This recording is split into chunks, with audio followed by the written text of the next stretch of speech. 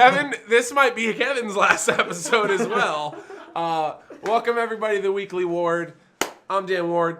This is KJ versus the Highway. Hit him with it. We do a rundown here of Magic the Gathering Sports Center, as you can see. I can't on see my myself. right It's making me or mad. your left, and he can't see himself. Move this over. Let's. Oh, okay. There we go. There, we're good. All right. We're good. Yeah. We're good. I moved it Are we yesterday to good? record a video. Are you sure? I'm great. Okay, we're great. And this weekend's going to be great because This we have weekend's two gonna be awesome great. things happening. The Pro Tour. Okay. Pro Tour I'm in Cat. We'll get to see why they banned the stupid cat combo. Why they emergency banned it uncommon. That would have been perfectly fine if they had banned a stupid ban the stupid Planeswalker. Sorry, I'm getting out of control already. Yeah, you're stupid Planeswalker. Calm down. Calm Whatever. down. Snook, you're right. You know, it's classic show. Kevin's already interrupted me 3 times. No big deal. We're here though. So on my right hand side or left, depending on what version of the screen you're looking at. Dan's the type of You guy. can't interrupt me anymore. I'm not allowing you to Like- interrupt me anymore. No more. The bat. The bat. For those of you this is the first show, I've got the bat. And the bat is ready. So I'm going to say what I'm going to say. And then you can say what you got to say. And this bat right here, and this right here between you and me, that's just space and opportunity. All right? So, for those of you that this is our first show, take 3. Even though I put the 2 up there, deuces. We're going to be going over a limited recap on what happened this last weekend at the 3 Grand Prix. Mardu and Mardon't segment, talking, kind of leading us into the Pro Tour, getting over Dylan Donegan winning the PTQ. Did you see a Shout selfie? out Dylan Donegan, you're great. Selfie? I did. Oh yeah, I did. He had took a the selfie ticket. with the envelope. It was a red envelope, not a blue envelope. Yeah. And it's just him wearing a nice polo hat and just like, I'm a champ. And then we're gonna get into the Pro Tour. All right, you're back. You're back. You're back. I was just worried about the personal space. And Linderby, come on. You could see me getting shwasted off of 2 Bud Lights. I would say Dan's the type of guy who puts leaves the party with like 5 beers in his pocket of his track jacket. What? And like brings them back and he's like, those guys were losers, so I took all their beers.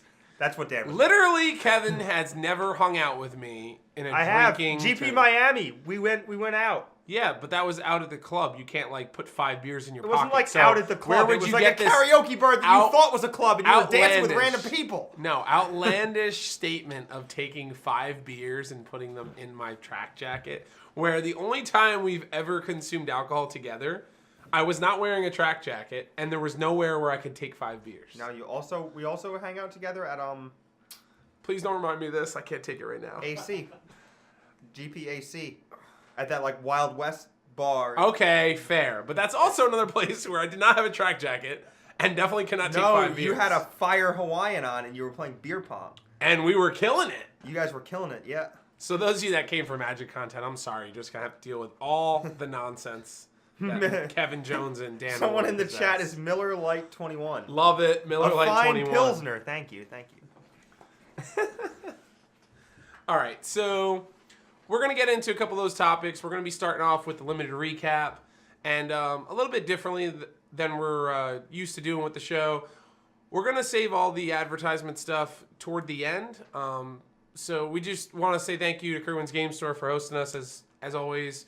We're able to do the show every Wednesday at 12:30, and it's a real pleasure doing it with you, even though sometimes I interrupt you. you're my best friend. I just get all keyed up, man. This is And, like my time to shine. I tell people You're shining people are bright like a diamond. People are like, I watch your show, and I'm like, thank you. And then I go up to people who are more famous than me, and I'm like, do you watch the Weekly Ward? And they're like, who are you?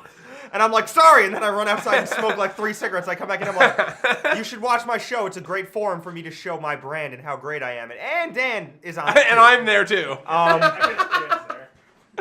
Oh man, this is gonna be a good one. I think already. But yeah, so in addition to all the nonsense that we spew at each other every show, we also have to pay some respect to the people that allow us to do this and give us the opportunity to do something that we love and get paid to do it, once a week for all you guys. And that's, the guys at Kerwin's Game Store, good people, of course. Happy to be a part of it. And this weekend, we're having a regional championship or a regional, modern regional, whatever Hit you him want with to call it. it. 5K. First place, 1,200. All the same Woo! prize support as an SCG regional event would have 5K pays out to top 32. Yep. There's some perks for registering early. There's some VIP packages for an extra few dollars that get you like unlimited water and sleeves and stuff, which is cool because we're the best place in sleeves. That's true. We are the best place in sleeves. Sleeves. Can we get like Fergie to do like a song for this? Yeah. Bridges or like Bananas with No Doubt. Yeah. I got you. Oh my goodness gracious.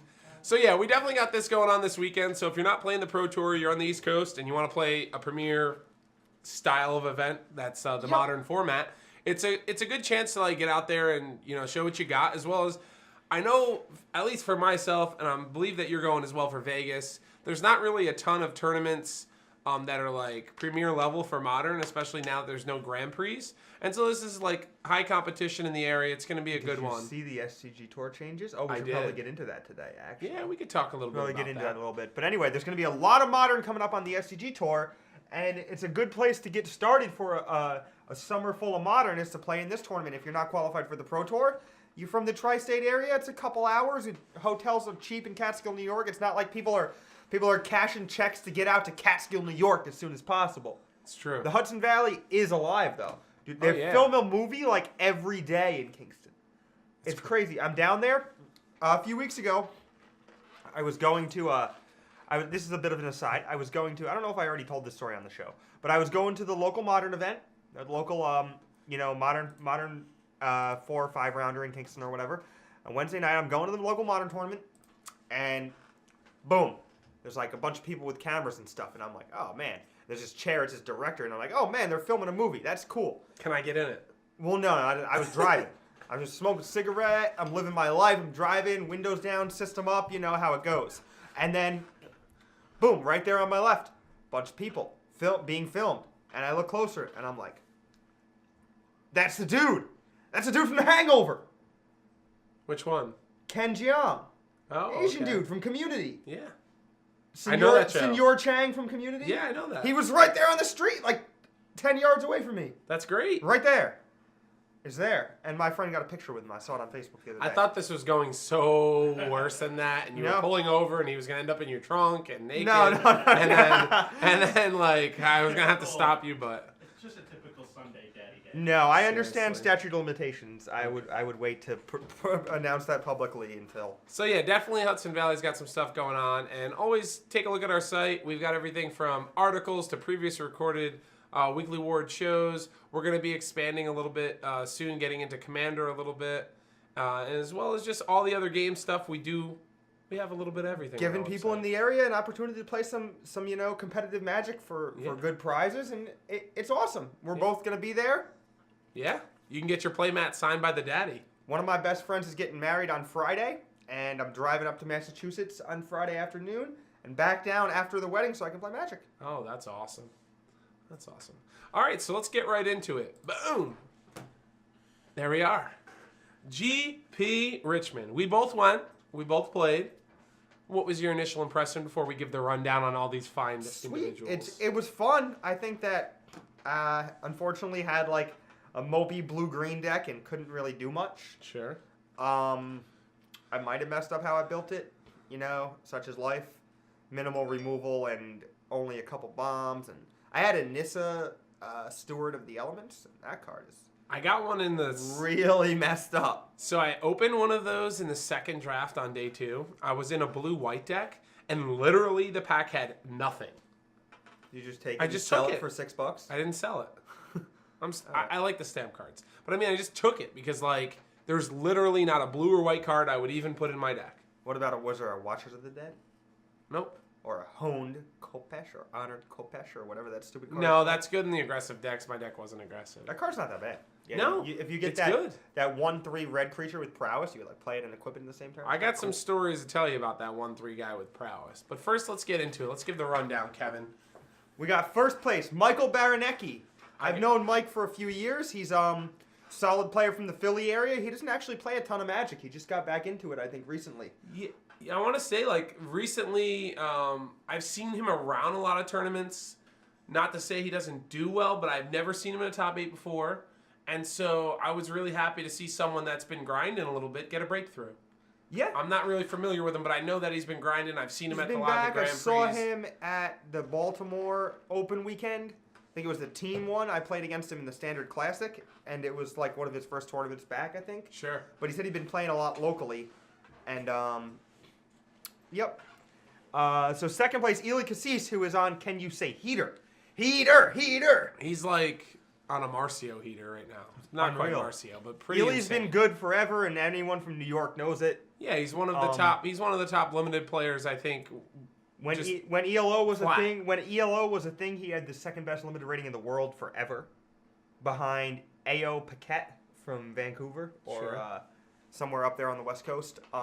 Third place, Evan Esposito. I don't know him very much, but people that I was standing outside with were friends with him, and they were rooting for him, so that's good. I think he's from the Baltimore area, DC area. Thanks maybe. a lot. Appreciate Martin that. Dang, of course, pro, solid Fat player. Robot, thanks for the follow. Everyone knows who that is. Pro Tour Pro Tour champion for, is it Dragons of Turkey? Or Yes, Favorite Dragons. Dragons Mono of Red, Turkey. get in. Yep. And then Origins is Joel Larson, right? Yeah. Okay, yeah, I'm confusing the two. Fifth place, Mr. 15-1. BBD. B. BBD. BBD. Ow. BBD. Brian is just Brian like... is gasoline. He's just remarkable, man. A rock It's solid just- father. It's just crazy. It's like every 2 or 3 months you just see at least Brian's on like top 8 of Grand Prix. Mm-hmm. It just feels Very like good. that. And then we got Brad Carpenter. Newly Second GP top 8. Did you know that? I didn't know that. What was his first Legacy one, right? No, his first was in Washington, D.C. in 2010. Brad Nelson won the tournament with blue-white control. Oh wow. Okay. I said that to him. I said, I can't believe you top 8 at the Grand Prix. And he was like, I have a second Grand Prix top 8 too. Kevin Jones, stop throwing shade. And then he informed me, and I was like, oh, all right, cool. Oh, nice. But yeah, no, Brad is Really- great. He bought my dinner on Sunday night because Oh. I bought him dinner after the Players Championship. Okay. And he spiked a tournament and returned the favor. So Getting the shout out to gurus out Brad there. for being great. Seventh place, we got Tiago, Saporito. a former guest of the show. I'm just calling this right now. Okay, Thiago's a great friend of mine. Just a good person in general. After winning the Mox and being the first one in, and topping this, I'm calling now he is going to top 16 or better of the Pro Tour. I hope so. He's riding a little bit of a I really feel strongly about him for this. I think like he's had last year somewhat to the similar situation with me. We just like been doing all the right things. Things haven't worked out, and I think like he's definitely this Pro Tour is gonna be a big one for him. Yeah, you can only run bad for so long, so he's probably trending back up again. That's good. You got I had that sentiment, but then every time I show up on Wednesday and you're here, it's just I'm always running bad. Just always. That was good. I did not expect you to say that. That was clever. Yeah. And then last but not least, JJ, Mr. Josh Jones. He's actually the only person in the top 8 that I was unfamiliar with. I've never even heard of him. So congratulations But to good Mr. job, Josh. Jones. That's an awesome smile. You can tell he's pretty happy about it. You can't see it. It's good. Gotcha. Steinfeld letting Thiago is stomping people out. There Kevin we go. found Now we a- can see Josh's awesome smile. Okay. Oh, by the way, this episode brought to you unofficially, of course, by the new summer Red Bull Grapefruit Twist. Ooh. Absolute fuego. Fuego. We got a Fuego dance coming? I like it. Capo, what's up? Okay, That was so foul. What do you mean foul, Capo? so Chill. you said you had a blue-green deck for day one. I did. I had a 3-color deck, a Grixis deck, that pretty much my pool was not great. I had 3 unplayable rares, and the rares that I played 2 of them in my sealed pool, and pretty much like barely squeaked into day 2 because my mana was just so horrific. Mm-hmm. Sealed, I'm not really too crazy about talking about because more people want to hear about draft. Well, Have I don't you- think anybody really wants to hear about either one. I think they want to hear about draft a little bit. Standard constructed. And how We're gonna every get into SCG that. Tour event is modern. We're going to get into that. I We want to will. talk a little bit about draft. Did you see Ben Stark's tweet? It was like, hey, Can you ban This Glory card is Bringer from gas. Limited? Yeah, banning Glory Bringer from Limited is not going to happen. Necro, appreciate the Necro. follow. Oh! So a couple things that I definitely wanted to bring up with draft is I drafted in my first draft deck was a blue-green tempo deck, and my second draft deck was a white-blue kind of just embalm control with 5 illusionary wrappings crazy deck. And I want to talk about the 1/3 prowess guy because for one, the red-white aggressive deck, and I heard people talking about this prior to day 2 and like right in the beginning of day 2, and like people just like, oh, force red-white no matter what, just force it. Okay. It outperformed, or I don't want to say outperformed, but it performed extremely well in my eyes. Blue White's pretty good too. I played against it, and the cards that are just not unplayable, but cards that you're not like looking to pick, like the 1/3. Mm-hmm. I played against the guy in the second draft. He was on the left, so I played in round 1. I beat somebody in the second draft. Rounds 2 and 3, I proceeded to play against the person that was on my left, the person that was on my right. Mm-hmm. I was in white-blue. They were both in white-red. Okay. So I played against the first person I played against out of white-red. They went turn 2, the 1/3 prowess guy.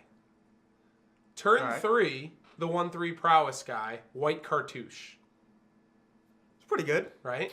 Attack Turn for 3. 4, the white trial, and a red cartouche, triggering to bring back the white trial. Do you know how much damage that is? Probably like 12 or something with 2 creatures. It's just or 3 creatures. There's a token too. So anyway, what I'm getting to is the synergies with the trials and the cartouches in that deck specifically, I think are just so bonkers.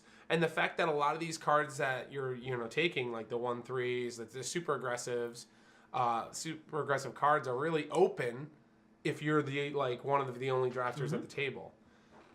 So white red's definitely for real. I just wanted to put that out there for everyone. Yeah, the person he told me he had 3 white trials in his deck, which was crazy because I drafted a white trial as well. That is crazy. But I passed. I did a team draft on Sunday night, and I passed insult to injury. cards are bonkers. I don't know what I'm doing. You just like passed it? That's a sign. I just passed it. I took green trial instead. Really? I was red-green. I had a cartouche. I thought that green trial would be really good in my deck. You're right. What And- pack was this? 2. Okay. It was red-green. Oh, you were in red green. Mm-hmm. Oh man, we better hurry up on the limited because else our ratings are going to go down. And I passed insult to injury and O2'd. That was that. Okay. I got a question for you. You didn't draft. I don't know how much you drafted. Obviously, you played the PTQ on day 2. I did. What is your first impression in limited of the 1/1 creature that gives a creature haste for 1 red? If I had no knowledge, I wouldn't have played it, but it's good. So I think it's good. I played it in my red-green draft deck on Sunday night from the team draft, and it was really good. I had people play it against me in sealed and in draft, and it was one of the most like polarizing opinionated like cards of the weekend. Yeah, sure. And so in sealed, I think it's not great. However, there was one player that had 2 in his deck against me. It was the last round of day 1, and then I also 2 is just bad, right? Yeah, I think 2's like bad. the second one does literally nothing. Yeah. And so in Just draft, play 2 2/2s on 4 mana, give them both haste and attack for 4. in draft, There's I no think you cards in can your hand. just play 2. Because you just want creatures that go with like the trials no, and they're the rush the board. they're fine cards, but the Okay, second Justin Newton. drawing the second one does nothing most of the time, right? It The first one depends. is good. The second one is not. Like I said, if you're trying to go wide, I think it's fine. It was way better than I thought it would be, though. I gave Greater Sandworm haste, and it was sweet. Yeah, I agree with you, Troll. Like, definitely, when I first looked at the card and like people were like playing it, I was like, "Am I missing something here? Like, what's going on? Like, this card does not look good." And then in sealed, where I still think it's not great. One of the games, my opponent just played that turn 1. Then turn 2 played the creature, the 2-drop green creature that puts 3 counters on a creature. Oh, Exemplar of Strength? Yeah, or gives whatever? it haste and just attacks for, the 2. And it's just so far ahead at that point. So some of the cards, that's one of the cards. I wanted to speak high volumes of the monuments.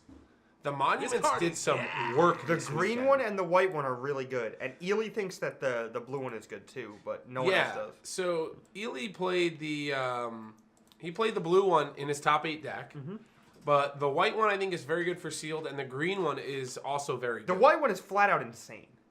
It's Yeah. just it's like a mythic rare. It's just ridiculous. Errol had 2 in his deck. It's ridiculous. He had 2. Errol, it was a good trip taking him down to Richmond with me. We had a lot of fun. Did he make the day 2 cut? Or He no? did. He, Oh, in awesome. fact, played Marcelino Freeman in the last round. And Marcelino, this is a good story, too. Marcelino needed to beat Errol in order to qualify for the Pro Tour this week. Oh. He needed the 2 points that bad. So that's kind of crazy. Other cards that were standouts, too, this weekend, though, before we move on from Limited. We don't have to spend a lot of time on it. What did you think of some of the cards that maybe people didn't really call on to giving credit? Well, most of the cards that I had experience with were actually pretty good anyway. Like I like the Angler Drake. I played with that card. Card Sure. is sweet. It's obviously a pretty good card. I had that card as well. I like the cycling 7 mana thing that gains control of an. I stole the Lay? Sandworm Convergence. Yeah. Yeah, I stole the Sandworm Convergence. That was sweet. And my opponent attacked me with a 1/3, and then after or before blocks, after attacks, he Mighty Leaped it and I died. Because you can't attack with flyers, so you have to attack and then make it a flyer, and I couldn't block it. It was cool. Oh, wow. Yeah, Marcelino is a good guy. But yeah, I don't know. I thought that some other cards were really cool. I really like the green Cartouche. It's a solid card. The cards just hunt the weak, but better. Yeah, it's awesome. Like- Just comes back when you have a trial. Yeah. I think Or, I mean, it brings back your trial. I think sorry. the trials and the cartouches are definitely something that, like, going into this weekend, if people were even on the fence about in Limited, I think now is the time where they're all good. I think in draft, the blue one went down a little bit in my book. Trial, that is. But, I mean, the cartouches, every single one is good. You just need to find the home that best fits it. And I think one of the ones that definitely didn't see a lot of like, you know, I guess when the cartouches came out, right? And people were talking about putting them in order. I think the black one wasn't at the top of their list. It's good. But I think it's actually probably the best one. It's best situational. one is green or white, I think. The black one is really good, though. Hashtag good guy when he's sleeping. Love you, Mike. But yeah, I don't know. I also thought that white uncommon that cycles and embalms is really good. Which card? Oh, Ketra's Attendant, I think it's Oh, name the of it. flyer? That card is obviously great. But like, like these are just cards that I never really played much. That's what I with mean. it. Like, good card's good. You know what I mean? Like, when you have a card like that that's just good on rate and then it comes back as well. Oh, I liked from the pre-release. I got to experience this. I didn't really get to do this in the GP because I didn't have the tools. Enigma Drake, really sweet in the right sealed deck. Yeah, it's great in the right draft deck. Yeah, it's really great in the right draft. I lost to deck, blue-red spells. I lost to that card specifically in game 1 of the first draft. I played for the pod and ended up losing to that. The card's just great. I think Floodwaters is great too. Sure. Epic Fab, the Minotaur, I think it's very good in the blue-red spells deck and playable in red-white. It really depends on how many spells you have, but I think, like, if the card can consistently do 2 to 3 damage, I think it's great. Oh, I think the 1/3 that loots if you cast an instant or sorcery is also great. Super underrated. And I didn't realize that card was good. Yeah, it's underrated for sure. I agree with you there. It's good in a lot of these decks that are slotting for Drake Haven or for the black enchantment that drains. I just played against like a blue-light control deck with a million Wandering Deaths. I did play against Connor Bryant in the first pod, and he had double Drake Haven in play. And you won? I won. How? Just won. I had the 6/7 hexproof crocodile, and it was great. And Did I you laid get trampled? and I laid claim his 2-drop to be able to like come in for lethal. There was a point in the game where I considered lay claiming the Drake Haven, and then he played the second one. And It'd be I was sweet like, if we're not gonna do that. If you like anymore. lay claimed a random cycling creature and in response he like Windsor rebuked it and then cycled it and made 2 guys, it'd just be great. Oh no. It's so cool. That's not good. That's not good. All right. So overall, I've had a lot of fun this past weekend with Limited. Definitely, I think, a little bit more prepared for the RPTQ that's coming up in a little while, and I'm going to be excited to watch how the momentum and the decks, if you have a chance and you're interested in limited, definitely go on, take a look at the top 8 decks from deck lists from all of the Grand Prix. There was GP Bologna, and there was also Beijing. Was it Beijing? There was China. Shizuoka, maybe? Shizuoka. That's Japan, though, right? Was that where it was? No, it was in China this weekend. Pretty sure. Okay, check. So, wow. I have to check, or Kevin won't be able to move on with the show. Beijing. Yeah, I was right. So definitely take a look at those decks. I found some things to be interesting. Kelvin Chu is insane in that. Yeah, and he had a red-white deck. So, shout outs to everyone else at the other Grand Prix. We don't really have time. Oh, to give the Juzo was in rundown. the finals? Of Yeah, course. just a beast mode. Dude is great. He put a tweet out. It was pretty hilarious, and was just like asking for a friend. He said something to the effect of like, who has lost 5 Grand Prix finals and, lost all 5 Grand Prix finals or something like that. So, all right, let's move in to a little Mardu or Mardon't. So this guy's segue. We're going to go from Mardu, Mardon't right into the Pro Tour and talk a little bit about Pro Tour. Dylan Donegan. Are there more resident decks here than just fan. this one? Oh, yeah, they're all here. I'll go through them. Oh, sweet. Resident fan of the show. Resident good guy. Yep. Invitational So happy champion. that he won. Yep. Delver master. All things true. Aspiring musician and college student. Very true. Pretty much an awesome dude all around. I just think like he belongs in the crew. There's like a crew, right? That wears boat shoes and stuff. And Yeah. it's you, Dylan, and Seagal. Ben You guys Friedman are like a little threes. bit. Ben Friedman a little bit, but Ben Friedman wears like the cowboy hat and the cutoffs a little too much Mm-hmm. and doesn't wear boat shoes like hardly ever. He's a boat But he shoes could guy. be in there, and Hayden could be in that Yeah. crew. You guys could have just like a show, like boat boys. Okay, just like a bunch of dudes hanging out. Hanging out. Dressed well. Yeah, I wouldn't Doing say brunch well. maybe. Mimosas. Have some mimosas. Mardu. Hayden and Dylan aren't even old enough to drink, actually. There you go. Just orange juice for them. Mardu or Mardon't? If you had to play the Pro Tour this weekend, are you Marduing or are you Mardon't? Nah, I played Marvel. You're playing Marvel. Teamer Marvel. With Oh like my Glimmers God. and Gear Hulks. The Mike Seagal special. Okay. I think it's like low-key the best deck in Standard. It's been doing pretty good, and we'll get into the results on Goldfish in a little bit here. What do you think of Dylan's deck, by the way? Congratulations, Dylan. For, I mean, winning the there's not PTQ. much to say, right? It's pretty standard. Is it just Andrew Jessup's exact deck? I think it is. I think it is. Cut to ribbons. It's the card that we talked about, like when we went over Andrew's deck, that we thought that maybe they'd want another copy, but maybe it's just right to, This chat, card get is in there. gas. Let us know. Are you Mardonting or are you Marduing this weekend? Let us know. I want to know. But it's a card we talked about that like looked really impressive on camera. Every game seemed to come down to, a couple points of damage that you need to get through, and now with having ribbons in the graveyard, you just have to play differently versus this deck. Mm-hmm. And so it's kind of interesting to not see a couple more copies of that. You wanted to scroll down.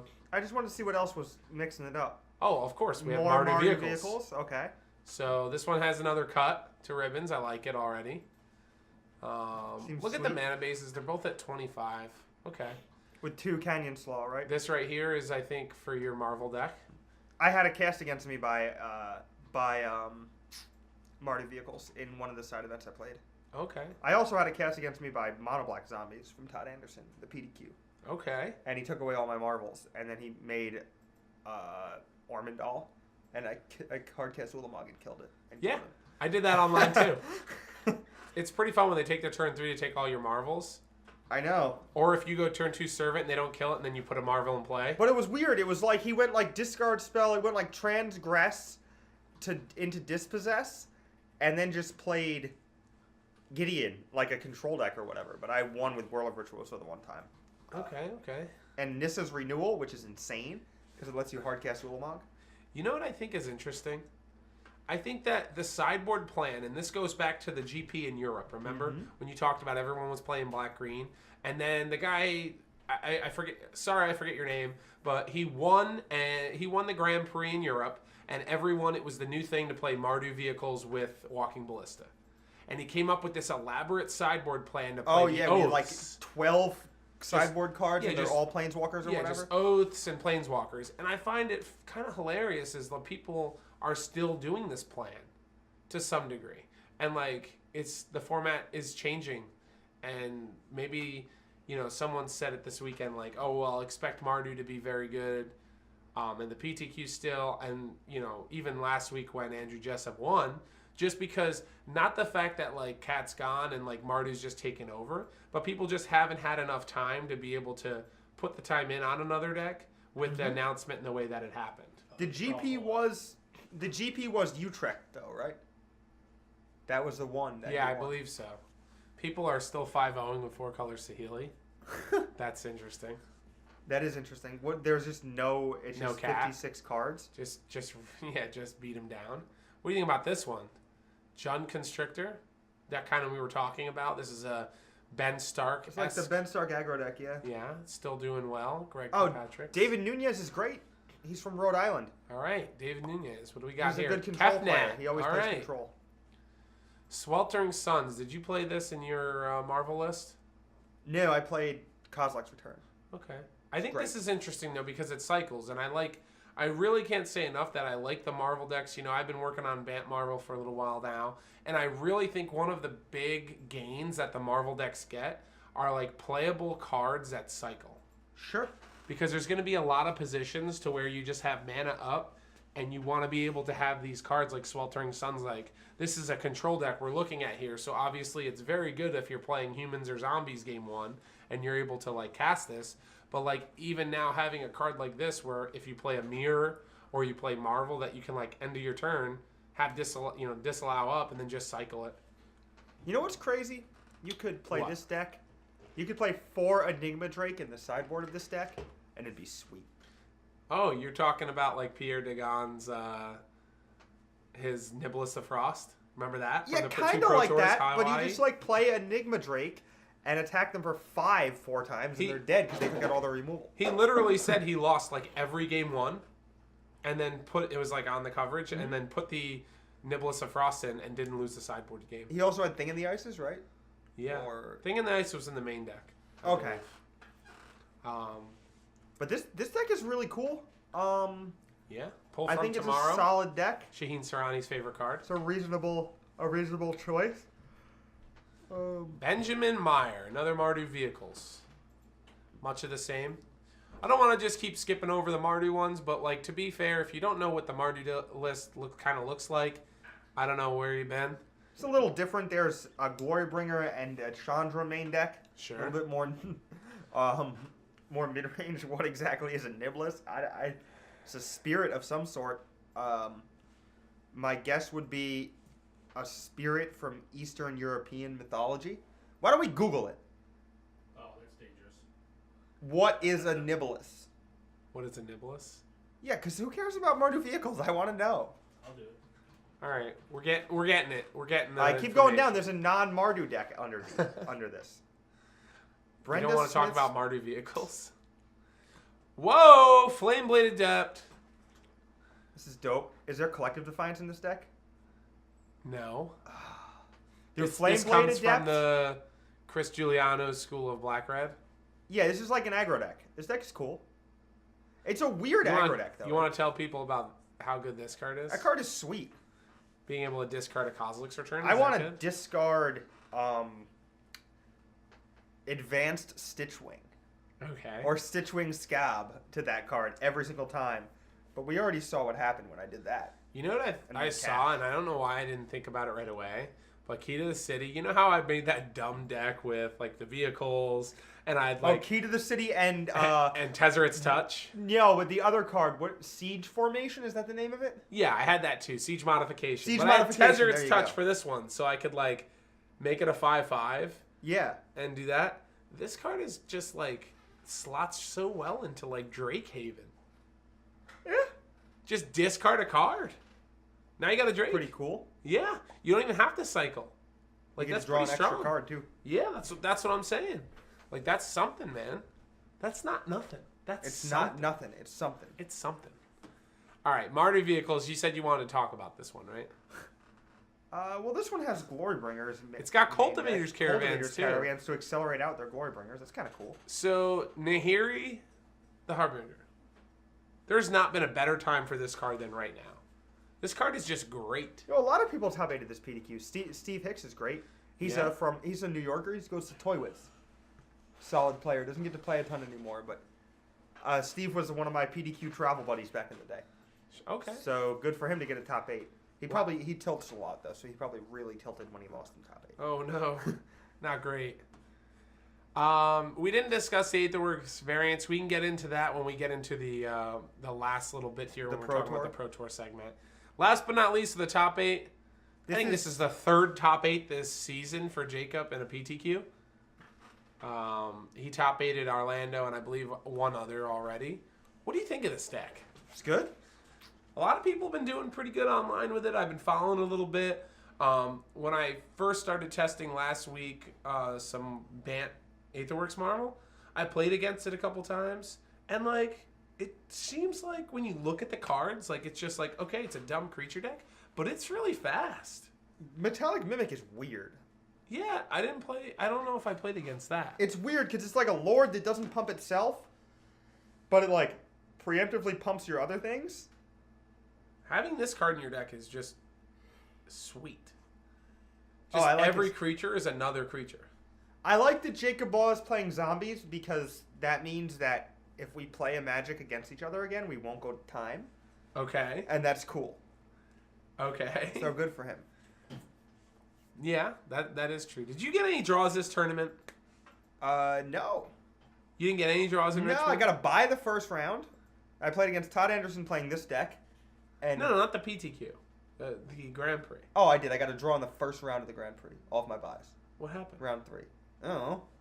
My opponent had Sandworm Convergence, and I lay claimed it, and I was going to win, and then he mighty leaped his random creature and killed me from 3. And we ran out of time. Game 3. Anyone's game. My deck was real bad. But you lay claimed a Sandworm Convergence I did. and then lost. And then lost. Yep. That's not supposed to happen. I also didn't know what it did. I thought it said creatures without flying couldn't attack you. So I was like trading off all my ground creatures just to have some No, flyers. creatures in with play. flying can't. I know, and I was like doing it just to have some flyers in play so I could kill him, and I went to attack him for 7 with my flyers. He's like, those can't attack. And you're like, Oh. look, we got a reader here, boys. And then I read it, and then I lay claimed it, and he was like, you're at 3? All right, I'll tap your flyer. I'm like, okay. He's like, mighty leap on my guy, attack you for 3. And I'm like, that can't attack now, it has flying. And he's like, oh. And puts his mighty leap back in his hand. I'm like, all right, go ahead, put your mighty leap back in your hand. It's fine, I'll let you take it back. And he's like, all right. And then he thinks for like another 30 seconds, and he's like, attack you for 1. Before blockers, after attackers, mighty leap. This card is... Whoa. Pump the brakes. First off, thank you for the follow. We appreciate it. Thank you. Is it Lobode or Lobo D99? So you're telling me your opponent went to attack you and pumped his creature with Mighty Leap, and then you let him know that he couldn't attack? No, I can't block. I can't block. He's allowed to do it before blocks. Sure, but the way you just described it, No, the you let chat him was take yelling it at me. back. Oh. I did let him take it back. He cast Mighty Leap on his creature, tried to attack me for the win. He main phase Mighty Leap, tried to attack me for the win. It no longer was able to attack because I had flying.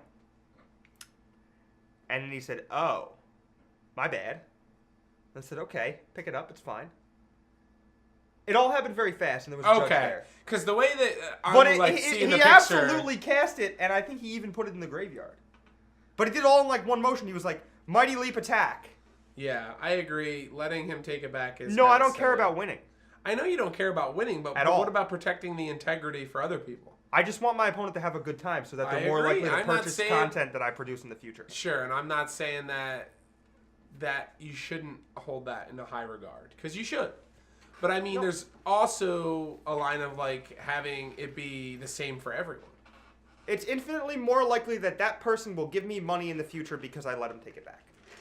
Did you play against Ed? No. Oh. All right, we're moving on because I can't quite. I don't think you guys get it, grasp but that's the okay. reality. No, I get it. It doesn't make sense though. It makes perfect sense. Sure. It's the only correct play. Okay. For me, if I'm Ben Stark, you never let him take it back. Because Ben Stark can actually win the tournament. I'm 0% to win a Grand Prix. Daddy, I'm a nice drawing- guy. With that See, you can be a nice guy and I'm- still operate in the I'm the way the drawing rules de- work. I'm drawing dead to win a limited Grand Prix before the tournament starts. I have 0% chance to win to get first place. I love how I'm not- 1 week he'll say I have 0% chance. Next week I am the favorite. I said limited Grand Prix. Oh, but you always yell. I at me don't for have a limited. chance to win the tournament. I cannot. I'm not good enough to win the tournament. Okay. I can get the best deck ever and I'll mess it up somehow. I can get two broken draft decks and I'll mess it up somehow. Even if by some insane stroke of luck I get to top 8, I'm still going to mess it up somehow. Okay. It's impossible.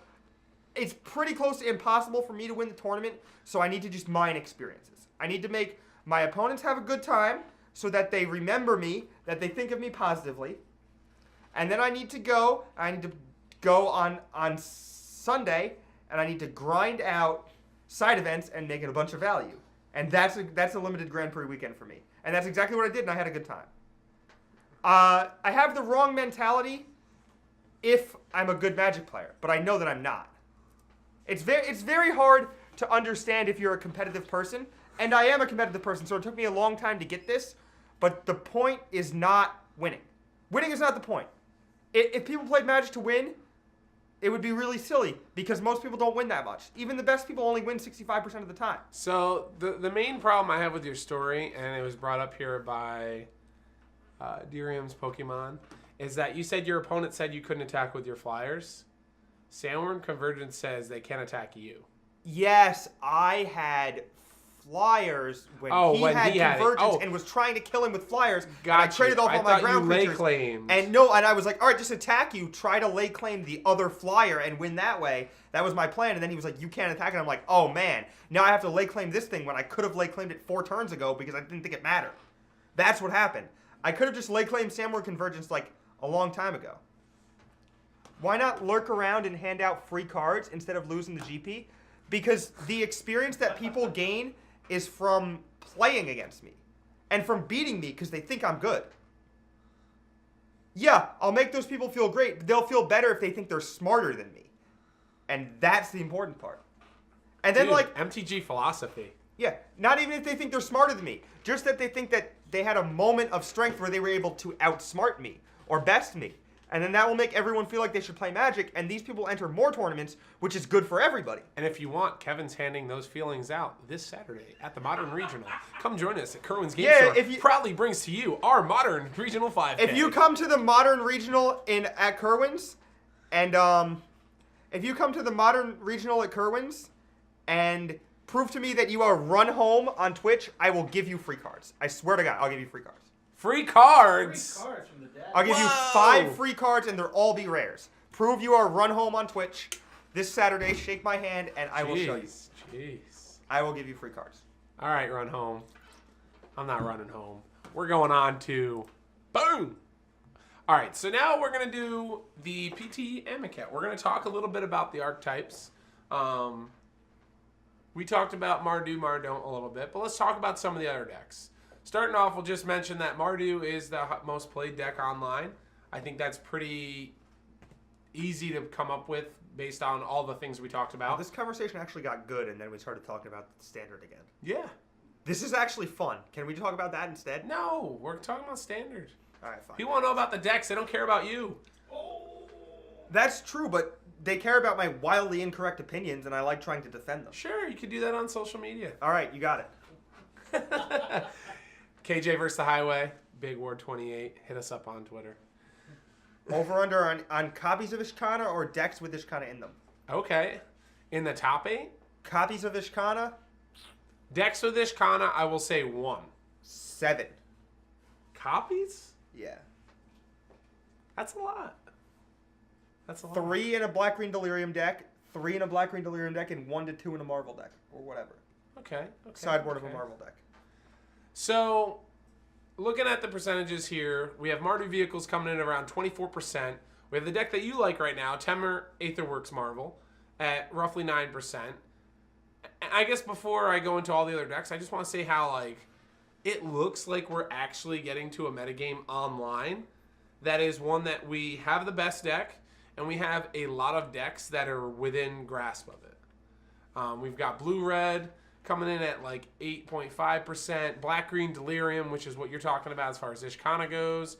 And then after the green-black energy deck, it's a little less than 8%. We have a bunch of the other decks in the format, mono black zombies, which has been pushing upwards as of late. Is this 4-color Saheeli without Saheeli? Can we look at it? Yeah. Bristling Hydra, no, it's just Planeswalker, 4 It color. doesn't play Saheeli anymore? Yeah. It plays a Johnny, Tameo. This deck is cool. Yeah, Harlan Cord. I think Teamer Marvel is better than Bant Marvel, but I'm probably in the minority. I'm not sure. A lot of people have been talking up Bant Marvel. So let's talk about Teamer Aetherworks Marvel first. This is the most baseless we got. The thing that I like about this deck is the fact that the creatures that you're playing are good not only just in a vacuum, but they're just good at all points of the game. Yeah, this is a bad version of this deck. We're talking about Rogue Refiner, we're talking about Whirler Virtuoso, Server the Conduit. They either produce energy, accelerate your mana, spread your board thin, draw you cards. They're all good cards. This version is, in my opinion, unplayable. Okay, elaborate. Well, I do understand what Chandra and Bounty of the Luxa do, and that's they are good at helping you hardcast Ulamog, and they're good, fair, grindy cards so that you don't have to be an all-in Marvel deck.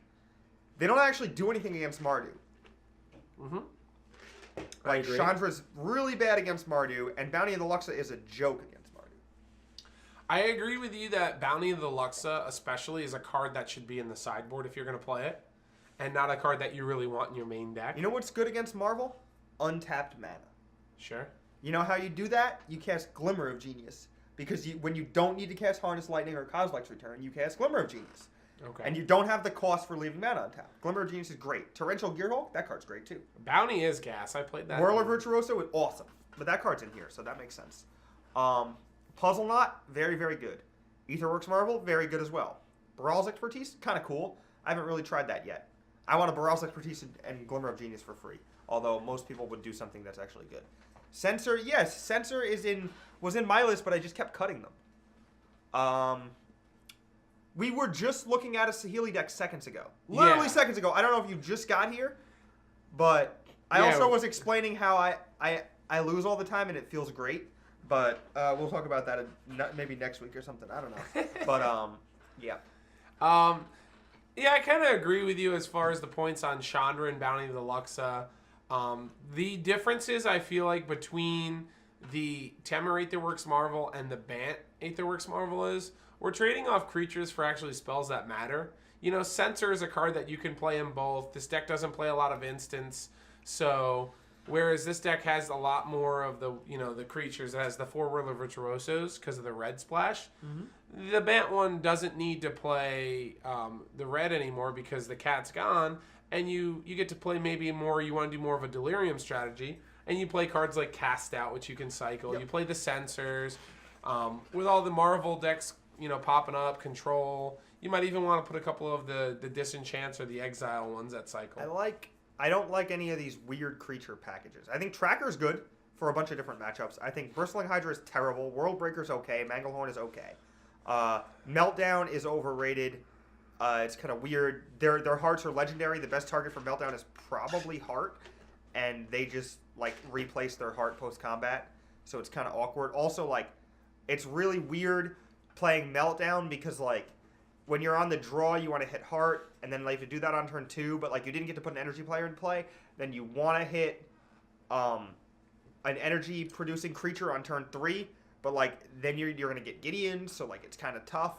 So then, like, you want to be able to leave up Meltdown and Negate at the same time, or Meltdown and Censor at the same time, but then, like, if you cast Meltdown, you can't cast, so you have to take 4 more damage, so Meltdown is, like, really awkward. I'd rather see the Meltdowns switch places with the Bounties in this deck. No, play Meltdown, 2 main. Meltdown is fine as a 2-of in the board. When you need to upgrade your removal, you just need to be able to kill some stuff.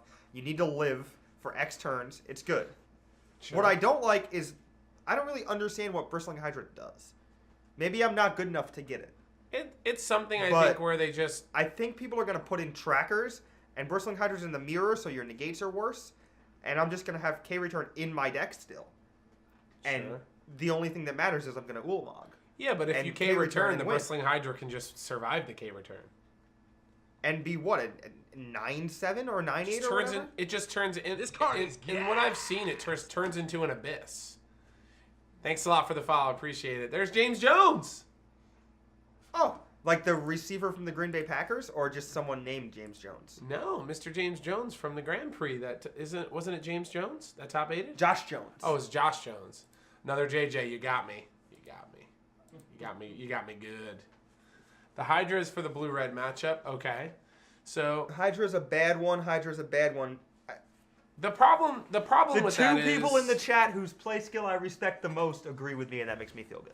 Sure, but I mean, the main reason I have a problem with Bristling Hydra in this list is because, like you've talked about, we're already talking Chandra and Bounty, and our deck's already playing 4 Marvels. So if you're going to play like a 4-drop, it should be one of those powerful spells.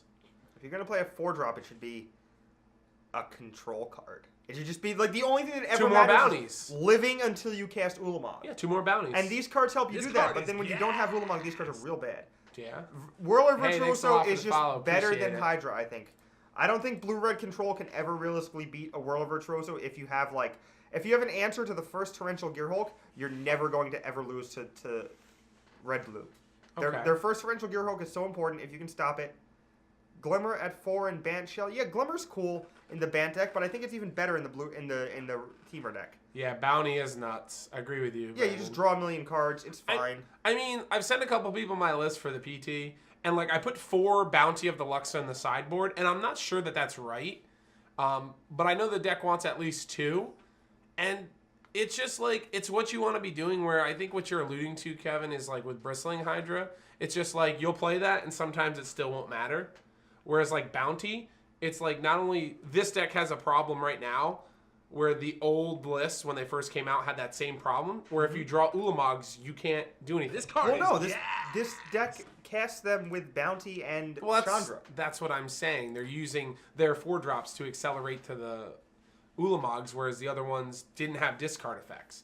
And the other thing I like about Bounty of Luxa, bless you, is that, like, guess what? It produces 3 mana. You draw a Rogue Refiner the turn prior, you get to play it for free. Like, you know, ramping up is a big game, though. All right, let's move on. Let's move on to the next deck. They're let's asking talk about this. Blue-Red. Yeah, let's talk about Blue-Red. It's the next one on the list. So, I think Blue-Red is the best control deck in the format. I think Jeskai is borderline unplayable. I think its mana base is terrible. okay. Cast out is overrated. I think that if you play Jeskai, you should play like creatures and stuff, but then there's a lot of tension there. Like Hey, none of the Zach, creatures what's are any going good. We just looked at this This list. deck is awesome. We just looked at a list from the top 8, and it had a Kefnet. Do you think Kefnet belongs? Yeah, one. This Just card one is Captain? Probably main. Hey, thanks a lot for the follow. Appreciate it. Oh yeah, you can do that. Brennan, you're right. I suppose you can just splash Nahiri, and then have like 2 cast outs in your board if you play against a bunch of planeswalkers. That's fine. Yeah, that makes sense. That's cool with the me. mana base can support it, I believe. You just have to... Um, would you have to switch the Wandering Fumaroles or just add Evolving Wilds? I think Dynavolt Tower is unplayable.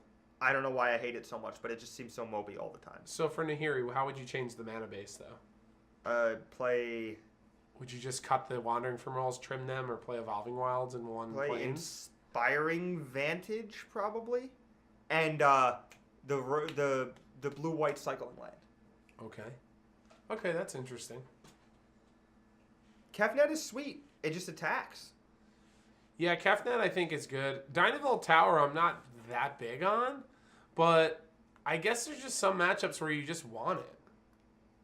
Yeah, exactly. Zach's getting into it right now. There's just some matchups where you just need that card that's just gonna put all the other Just cards what, an over the extra top. lightning bolt every 2 turns? I don't think so. I think you just can main deck Sweltering Suns and then cycle it when you don't need it. I don't know why you play Tower. It just doesn't do anything. Is it just another win condition for this deck though too? Because if you get Dispossess, they can take all of your Torrential Gearhulks away. Do you just need something else to close the game? You just play Enigma Drake in your sideboard. That's the thing. Or Dragon Master Outcast. Both are fine. Okay. Okay. I think Enigma Drake is nuts and should be in the sideboard because they're gonna board in like dispossesses, and you're gonna play a 3-mana 3/4, and then 2 turns later it's gonna be a 3-mana 6/4, and they're gonna die to it without ever doing anything about it. Yeah. They're just gonna be like scrambling to put their Ishkana into play before you can attack them for 20 with a X4 fly. This card is gas. And there's no chance they're gonna have any removal for it. They might have like a never to return. Appreciate the follow. Thanks a lot. Oh no! Kevin's phone's We going shut off. off. Oh no. We disrupted the show. Yeah, Kevin's messing it up. It No, was a you're robot good. too. You're It was a good. robot. So Seagal feels strongly on Dynavolt Tower. He says it's been great for him, and I'm sure there's been some people that have just been able to play it in certain matchups where it's been great.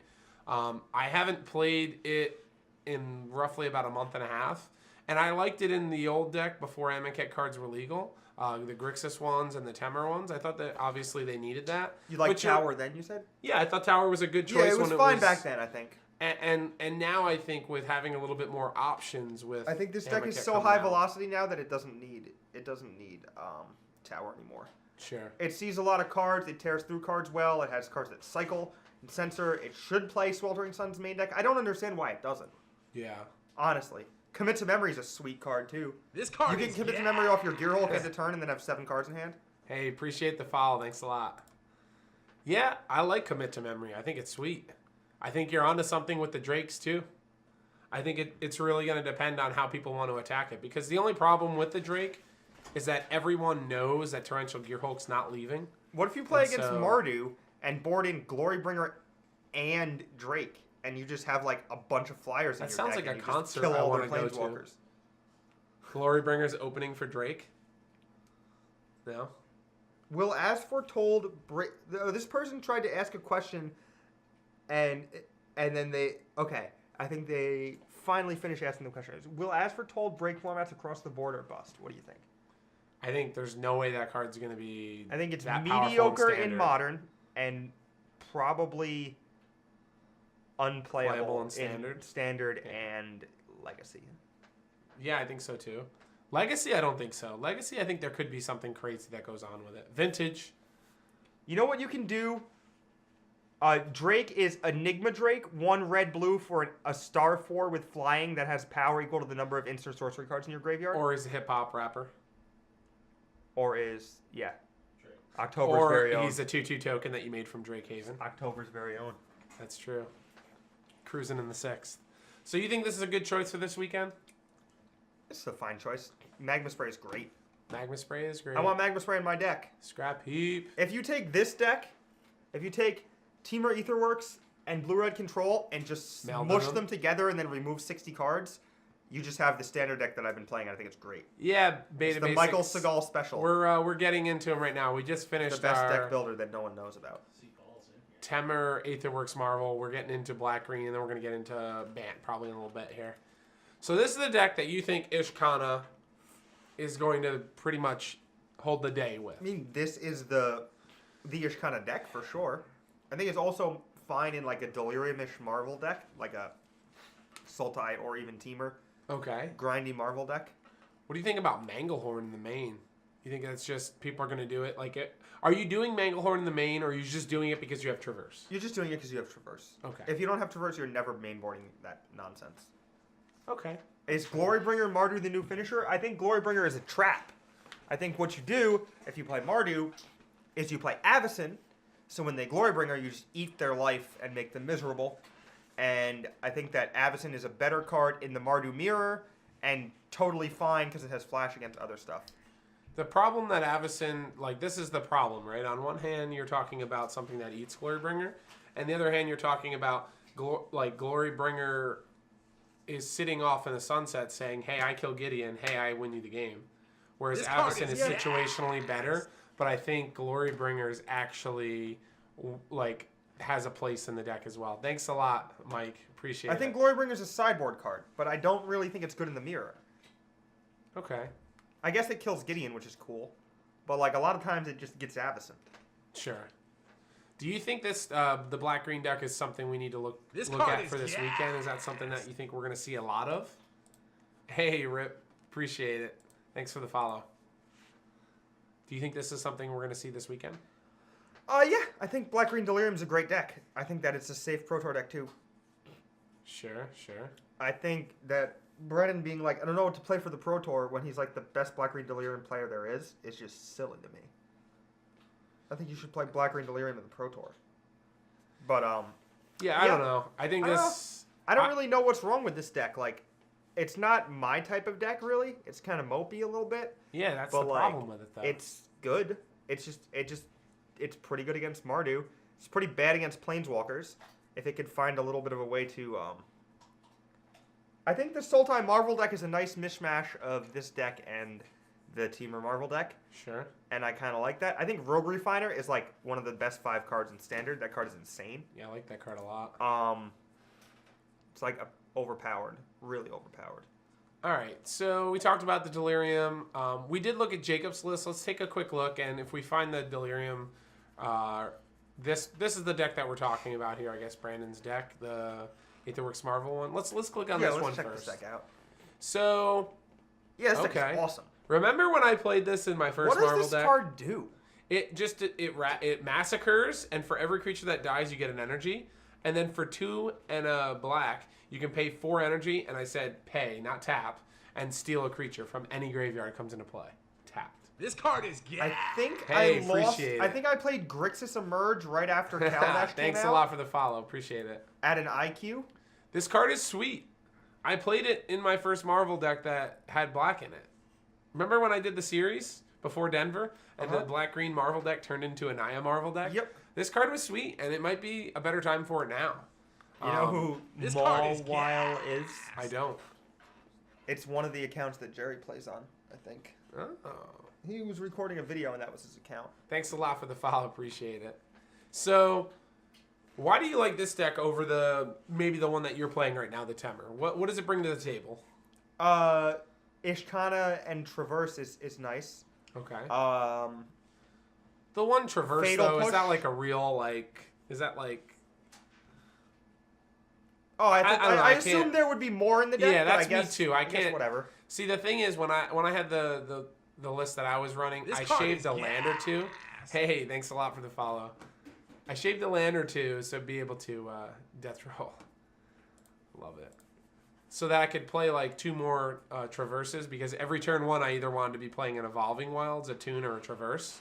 And now this Sure. deck, I guess, has Fatal Push as well. The mana base It's is Vessel of Nascency a little bit. Yeah, that's true. also. Because Delirium's very I think that important. the big upgrades from Teamer here are Fatal Push, which makes you much better against Heart of Kiran. Because like you get to use your turn 2 to play an Accelerator, and your turn 1 you can kill Heart of Kiran on the draw, which is really nice. Sure. Wait, no, you can't because they don't crew it. Never mind. You can, but turn 3 you can Traverse or play Vessel or leave up mana for Vessel and cast Push or whatever, which is kind of cool. Yeah. Um, I don't know. I feel like this deck is doing a little too much. This deck is a little bit better when you're not marveling, I think. But I mean, personal preference probably, but I would just rather be like playing Glimmers and Gearhulks when I'm not marveling. You want to know something that puts a smile on my face? What's that? I recently came to the conclusion, and you can attest to this. I've been talking about it for a while. Yeah. Of a certain card that we had to wait enough time for the cat combo to go away so that the Marvel decks could be a lot better. And I'm glad to see Brian has like figured it out too.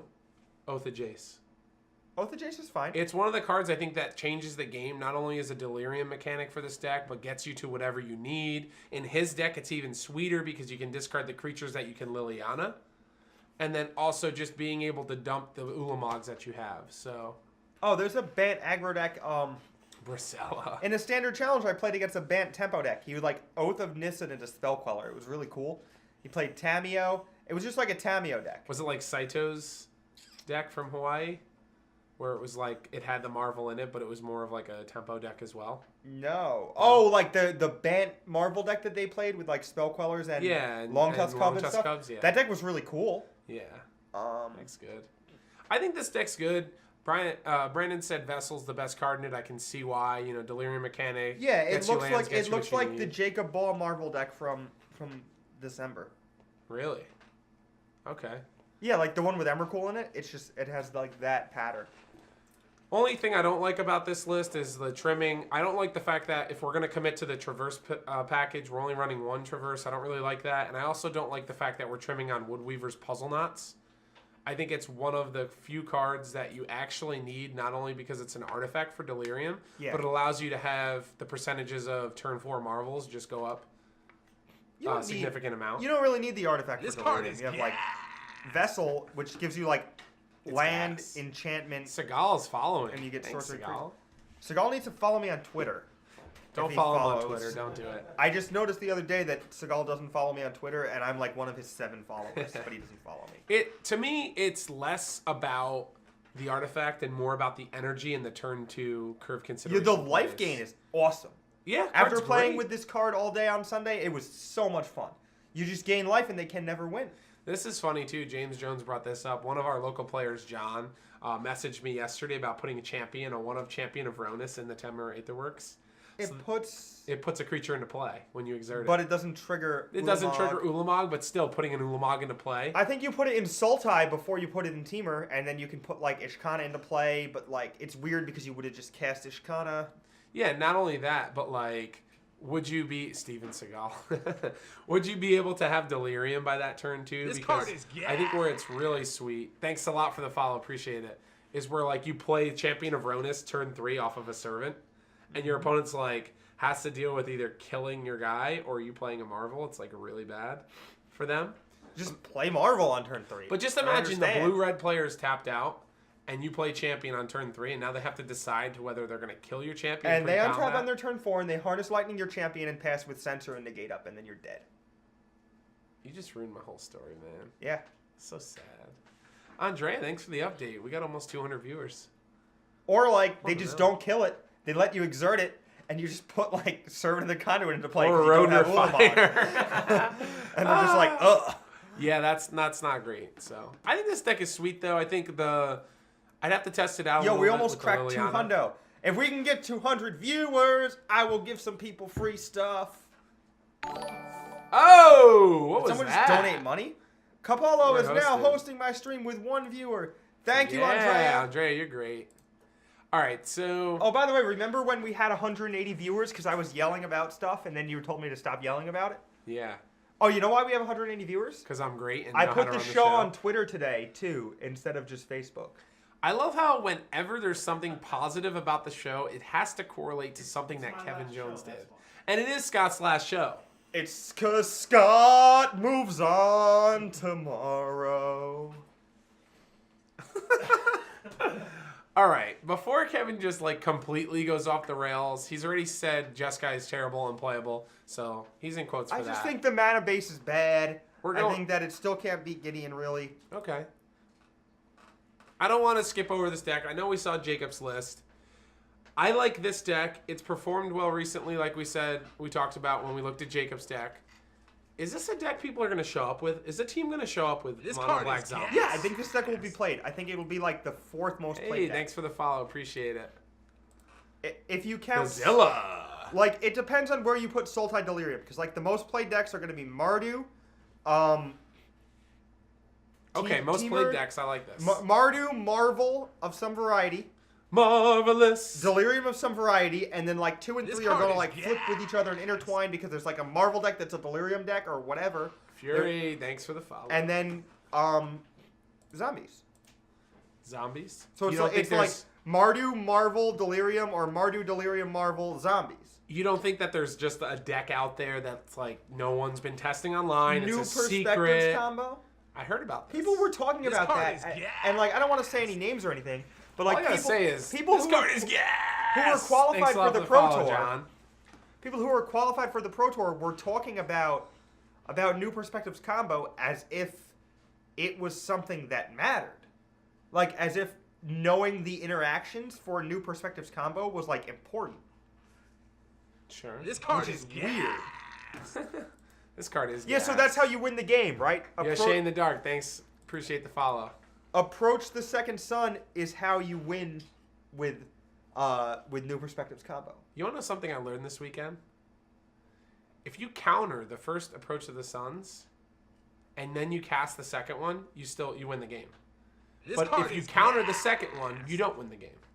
Because you just have to cast the first one. Yes. That's crazy, isn't it?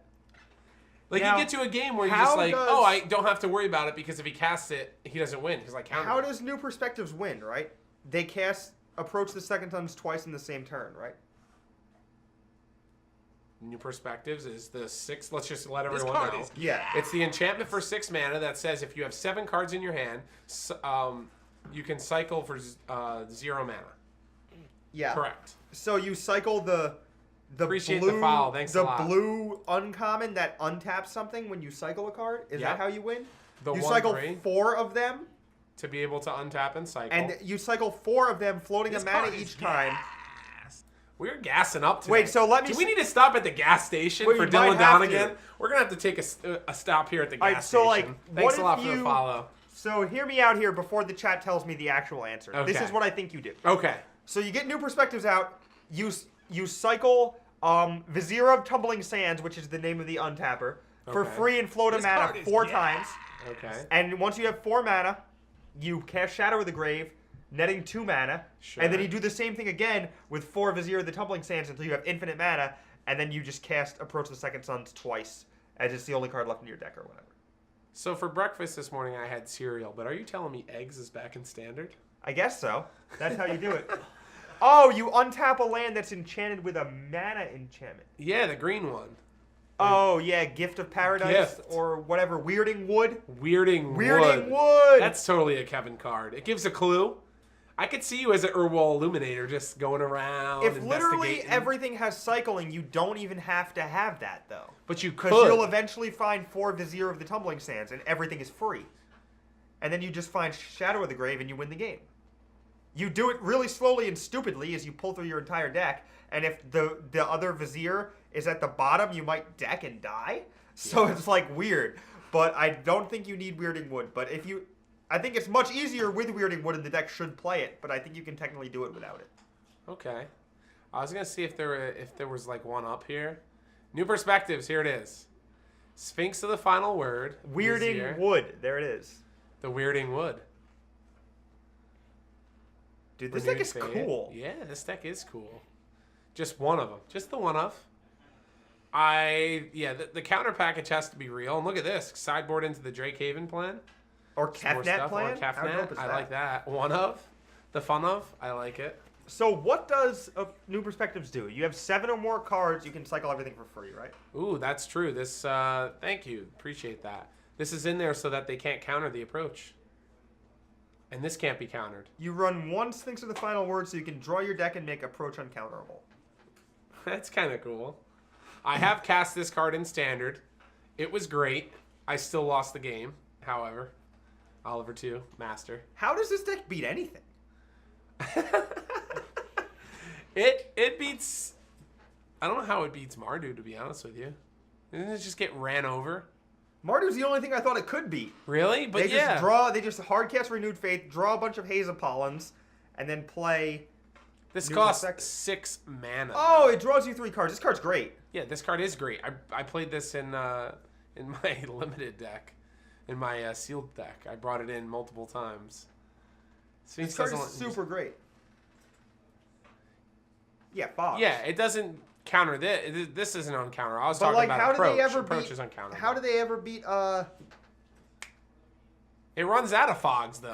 blue control? How do they ever beat a blue control deck? How do they ever beat a negate or a disallow They deck? put him to sleep. With I that don't know blue either. control? Well, the thing is, besides the blue-red deck, there's not like a ton of control decks, right? No, there's not. But the other thing it has going against it is a couple things. One, the Mardu decks / the Black Zombie decks are all playing Transgress the Minds or Dispossess, whatever. Transgress the Mind, in this case, it's a big deal, Yeah, I guess especially they if have they a hit approach. sideboard plan, but they have 1 Sphinx of the Final Word. Yeah, they do. I am playing Blue Red Heads Emerge to and bed. beat it handily each time I play Brian against it. Bear. Heads to bed. The old send to sleep with spell mastery. But Blue Red Emerge is probably fine against it. Yeah. But what I was getting to is all the blue decks, even though all the Marvel decks are playing negates in their sideboard. And not just like one. So going with that, it's like... This deck was cooler when it killed them with infinite mana, Deem-worthy Shadow of the Grave. That was sweet. Deem-worthy. Or just cycle Deem-worthy, cycle Deem-worthy, cycle Deem-worthy, and they're like, all right, now I'm going to represent a loop where the only cards where the only card left in my deck is like Deem-worthy or whatever, and then Sure. that's how they were winning. Yeah. It's interesting. Some people played it in the mocks, and we have a 150 on here. I think this is one of those decks where people are just going to have to, like, really figure it out. You know what I'm kind of, like, Daddy's hoping... Did you see that the price values were just in my shirt, in my soul? Look, right where my heart is the price value for Kefnet the Mindful. It's in your heart. Swiss Chris, what's going on? You know what I'd like to see in the next, like, obviously we saw a ton of cycling in Amaket, but there wasn't, like, any punishing cards for cycling. Deem-worthy doesn't deal damage to players if you Just to cycle creatures. Even if you cycle it as Yeah, I'm pretty sure. Let me look it up. Someone told me that that's how they win, and that person must have just been wildly wrong. It was really funny, actually. I just Really? believe that was something that you could That do sounds like a anytime. story I would say, and then look like a fool. Yeah, it's only to creatures. Oh, well, never mind. All right, my bad. He might have been saying Stir the Sands, where you just make a ton of creatures. Is that That's the one? no, he said Deem-worthy. Because I saw people talking about this. This one is as well. awesome. This is how you win. It's so cool. This card's great. We're talking about the Vizier of Tumbling Sands. I blew so many people out in Limited by just, like, attacking. And they were like, oh, I'll just come in with my guy and just, okay, I'll cycle, untap, kill your guy. It was great. All right, so we kind of went over a bunch of the decks. Hopefully everyone's got a pretty good feel for it. Lastly, what do you have final thoughts before we let everybody go for the weekend regarding Standard? I think we might see some new stuff at the Pro Tour. I don't know for sure what it's going to be. You know, it could be the New Perspectives deck. It could be just like some sort of weird Bant deck. Are we going to see a red-green aggro deck with the Red God and the Green God? Maybe. I don't think the deck's particularly good. I don't think it's better than Black-Green Snake, and I don't think it's better than Marvel either. Okay. I mean, I don't think it's better than Mardu either. Like, both of those decks are aggressive, and, like, that's the thing. Like, these decks are playable. Like, a red-green deck is playable. A Bant mid-range tempo-y deck is playable. But, like, are they better than the alternatives that are Mardu, Black-Green Snake? Like, there's already powerful decks. It's not can we build a competitive deck with the new cards? Because we absolutely can. We can build several different interesting competitive decks with the new cards. Okay. But can we build decks that are better than the gold standards that are already in place? And that's Sure. the real question that the Pro Tour people are asking. And I think that another thing that's pretty interesting is... I don't know. I guess we got Marvel all over. Yeah, like Blue-Red Emerge is kind of cool. If they build it right, it's probably really good. Oh, Shadowstorm Vizier and Flameblade Adept with Collective Defiance, Cathartic Reunion, Fateful This Showdown. card is gas. It's just like two huge creatures attacking on turn 4. Hey, Dumont the Dummy. That's a Appreciate funny the follow. name. I Yeah, get it. that's great. Thanks for the follow. Yeah, I think Fevered Visions is like the best card in Standard that no one plays. I It's think- just so insane. regardless if you played 4-color or not with the cat combo, I think if this right here, what we're looking at, the standard metagame and the online is going to be different than the Pro Tour one, I am pretty happy. I think that we have a best deck and we have a lot of other decks and there's a lot of people trying a lot of things and I think that's great for Standard. And I'm actually thoroughly enjoyed to watch this weekend's events. Yeah, it's gonna be Whereas I think if 4-color wasn't, I would not have... And not that I wouldn't have cared, I'd still watch it. But I wouldn't be like, man, like Friday, when the Pro Tour's on, I've got stuff to do, but I'm going to have the Pro Tour on the whole time, and I'm going to be watching. Because I'm really interested on what people are coming up with. And I think this is going to be a very good Pro Tour for, we talked about, someone was in there talking about Colossus. I ain't going to say Colossus is going to show up at the PT, but, like, there's going to be a couple decks. What if whether Paradoxical Outcome showed up? That'd be sweet. Yeah. That thing is cool. I mean, that's the thing. We have like a somewhat defined metagame. What Somewhat. would be the worst possible thing that could happen? Mardu wins the Pro Tour? No, I think 5 Mardu decks in top 8?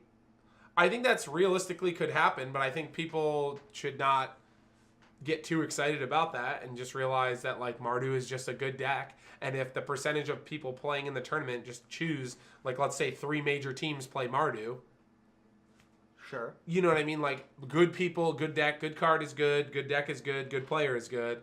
What if Like, a combo deck won the Pro Tour? What if New Perspectives won the Pro Tour? that'd be What would happen? great. They'd ban it. No, I'm just kidding. People on social media would say they If there would were ban it. 6 Mardu decks in top 8, would they ban Gideon? They'd probably If there were 8 consider it. Mardu decks in top 8, would they ban Gideon? I'll tell you what, after what recently just happened, I would say there's definitely a chance they would, and not because the decks showed up, but because of what the social media cry would be. If oh Gideon- my god, you need to If ban this Gideon card. walked up, armor battle outfit in tow, to the floor of Wizards of the Coast where R&D is and smacked Mark Rosewater right in the face, would they ban Gideon? I don't think they would ever ban Gideon no matter what he did. He literally gets away with everything. So should we bring him to the club? I mean, it's possible. We could bring Gideon to the club. I think your brother's got a really sweet point here. Imagine the 4-color value deck wins. That'd be cool. That would probably be actually Well, that would one just of like justify all the 6 bans, and that would storylines. make me mad. Sure. That would actually make me happy. Not that you're mad. That it justifies the bans. They're not going to ban Gideon no matter what, right? I'll tell you what he could literally do everything. I'll tell There you could what be I will. 32 Gideons in top 8 of the Pro Tour, and they wouldn't ban Gideon. I'll tell you how I really feel. I just really feel that Aetherworks Marvel is the best deck, like is the best archetype right now. Yeah. And I hope that it doesn't do so well that gets banned. 40 copies of Gideon. That's funny. Oh, so the New first, Gideons, too. the last thought I had Sunday night before I fell asleep, I was watching some Jerry T playing his Black Red Burn deck on Star City. It was a good time. But anyway, I'm watching this video, and I'm just thinking to myself, and I said, oh man, we only have like 5 minutes left of the show. Can we crack 200? Probably not, right? What a shame. We're close. We just went up by 5 in 10 seconds. Oh my god. Let's go. Let's get to 200. Let's get to 200. Let's get to 200. You know what's funny? I tell everyone that our show has 200 viewers, and we never ever had 200 viewers. I think we have it. We might have had it once. We've had 200. People were like, "How many viewers do you get?" I'm like, You know what it is? little over 200," It's and the that's fact just that- wildly untrue. it's But the I fact just that talk we- myself up. It's great. We do it at 12:30, which still not a lot of people. They're either working or they don't know. A lot of people are following Numa or whoever their favorite streamer is, and so they immediately go to them throughout the day. And I think when the downtime happens, like today, which is good for us, also people get to like say, "Oh, well, what's going on in the Magic?" and they get hit with some knowledge from K. Jones. I definitely and had some people D. tell me Ward. that they really like the format of the show and that it's unique and awesome. Yeah, it is. It was some people that I respect too, some solid wizards. But some solid wizards. You've heard it here from Kevin Jones. yeah, but what I said before falling asleep, I thought to myself, I thought about the Marvel deck that I was messing around with all day long, and I said, they like banned a 1/4 uncommon creature, and this thing is legal.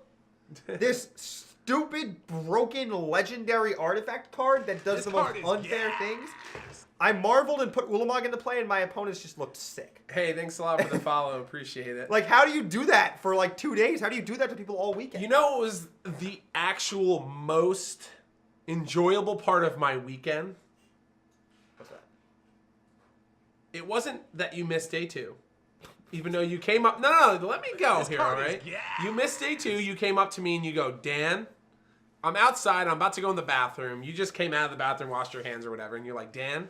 And you look at me, and you don't always do this, and you're serious, because I have to tell whether you're trolling or serious. You go, Dan, I think Marvel's actually the best deck right now. I do. And you spoke to my heart, man. And I was like, all this time, I'm just like telling you, Kevin, I like this deck. I think it's good. And it wasn't probably good at all the points, but there were some points where it was good that I finally But I broke still don't down want and to play gotcha. like the good version of it. I just want to play like this weird version of it with glimmers in it and stuff. You can do that. This card is I think that deck is great. It's your world. I'm just marveling. Ulamog. It I'm feel just like marveling it almost felt like playing Splinter Twin. I would Nicholas like Beeler, play. thanks a lot for the follow. I play like these control cards a little bit. I had like these creatures that I could beat down with and be a little aggressive if I needed to. And then sometimes I just tapped out on turn 4 and my opponent died. Jesus. And that was just how it was. We just dropped by 10 We years? dropped because you brought it up, man. No! All right, so Wait, downtime Pummel must or have Flame? ended, and everyone's just watching like Numod or Gabby now. Nope, not true. I just looked. We're kicking butt. All right, so those are kind of our. How is anything Standard- more annoying than Marvel? How is anything besides Gideon, maybe? But there's ways to interact with Marvel. Yeah, but they just get 6 energy on turn 4. They cast Marvel. But they you spin have it. to- They put Oolong into play, and the game ends. But that's And it doesn't even end in a fun and interesting way. You just can't do anything, and you die. that's how combo decks work. Yeah, but that's awesome. It's great. Like, I how know is it. this You not should just the do best it. thing? Oh, just play this deck. It's great. Control is okay versus Marvel, but it I played depends on if against they're like value creatures. a Grixis control deck over the weekend, and it wasn't even close. It was. Yeah, He- Zach, he's salty. He lost embarrassingly badly. Don't get me wrong. There are games where you just put Ulamog into play, and like you're just like, oh my god, I almost feel sorry for my opponent. But like you're playing cards that literally say gain 3 life, get 3 energy. Like How it does is Marvel ever beat Control? You just play Rogue Refiner and Whirl of Virtuoso, and they can never win. That's just how it is. I had Marvel in my hand the entire game, and I never cast Marvel. I just attacked for 3 until he died. Sure. I had Torrential Gearhulks in my deck and Dispels and stuff. And I feel like Control is a great matchup. It's like playing Blue Moon against Splinter Twin. It's an awesome matchup. For every time that you like turn 4 a Marvel, you just got to realize like that's a cost of like having that card in your deck too. And like yes, There's no cost to having it in your deck. Yeah, there is. Your entire deck facilitates it being better, and it's a turn 4 win the game. It's not turn 4 win the game. It's not turn 4 win the game. Sometimes I it's not spin that it and miss, consistent. and I'm like, oh, well, that was unfortunate. And Well, then I there you just go. crack Woodweavel's Puzzle Knot the next turn, and then I win. If that was the case, then we would have saw your deck in the top 8, right? Yeah, well, my opponent was also doing the same thing, and that's why I lost. Every round, your opponent was doing the same thing. Oh, I only lost 1 round, and it was to the other guy playing Marvel.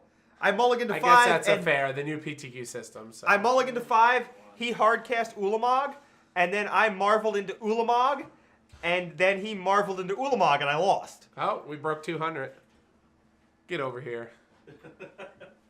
The Scott father in between the daddy and the Danny.